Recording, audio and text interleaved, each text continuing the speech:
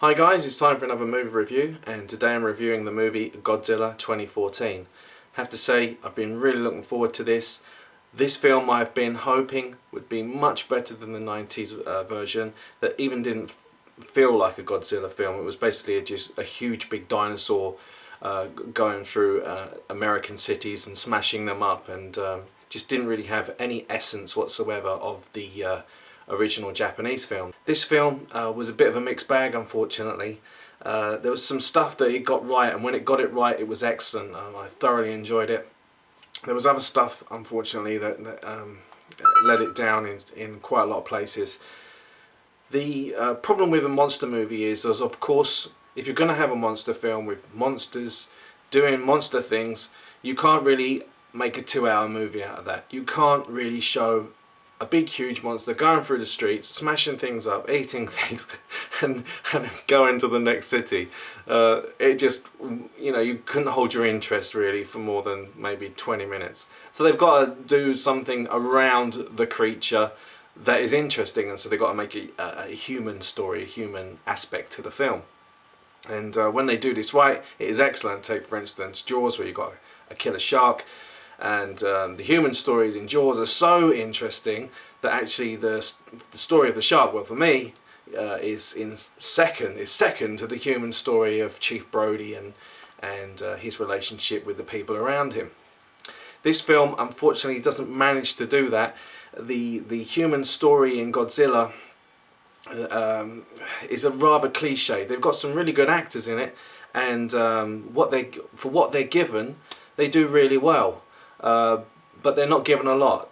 It's very generic storyline when it's compared to a monster film. Obviously you've got families separated, and they've got to try and get back to their loved ones, and you've got the crazed man who knows everything about what's going on with the creature, and he's saying, I know there's something going on, why won't you listen to me? And everyone's saying, oh, you're a crackpot, I don't think what you're telling is the truth. And of course he's proven right.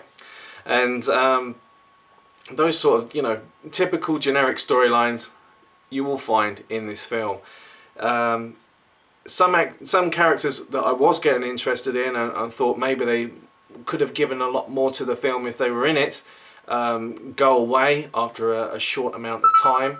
And other characters, as I said, weren't given much to do. They have some dialogue. They're basically building up the story about why there are monsters and what is going to happen, and they're pointing out where the monsters are and where they're going to be heading to, and how they're going to deal with the creatures. But that's basically it. And then you've got actors like Ken Watanabe. If I said his name wrong, I do apologise. He's basically limited to oh, I know this is Godzilla and this is what is going to happen, and then obviously his dialogue ends, and when the monsters start turning up, he's just given this look where he just looks out windows and he looks at the monitor, and he's basically staring a lot in this film, as well as a lot of the other actors are doing. They're staring a lot.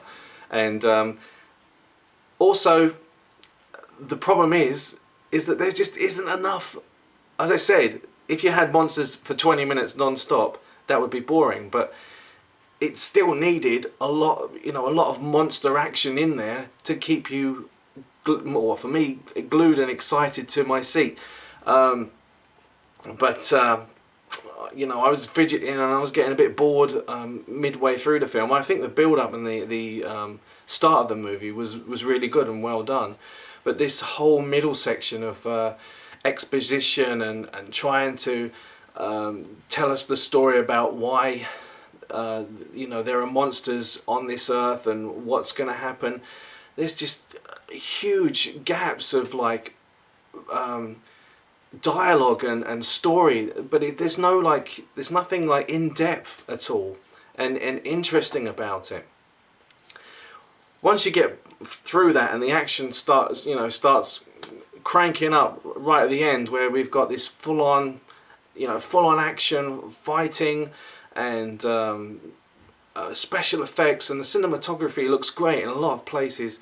once that all really kicks in right at the end, the finale of this film is absolutely fantastic, and that's really where I suddenly really started to think wow, what this movie could have been if they'd have just sorted out the pacing and made the storyline, the human storyline, just a little bit more interesting. There was so much to love about the end of the film, and it just makes that stodgy middle part of the film even more disappointing. So when the film finished, I was sitting there and thinking, hey, I enjoyed quite a bit, certain bits of that, but it was a little hard going to get to it. So in my opinion, because it was a little tough going in places, I can't give it any more than 3 stars out of 5. If you love the film and totally disagree with me, then let me know, guys. Put your comments below, and if you agree, let me know that too. But that's just my opinion of the film. Really looking forward to this film, but I am going to start being a little more harsher in my scoring as well. If there are things about it that I feel are slightly flawed, then I will let you know, and I will put that in my score now. So no 3.5 stars. I'm going to be quite upfront with how it felt. A little bit disappointed. So great in places, disappointing in others. 3 stars out of 5. Fingers crossed that X-Men Days of Future Past is going to be a little bit better, a little bit more. I'm hoping it's going to be one of the best X-Men films ever made. But Interstellar, I saw the trailer for Interstellar before this film, and that looks absolutely fantastic. Can't wait for that.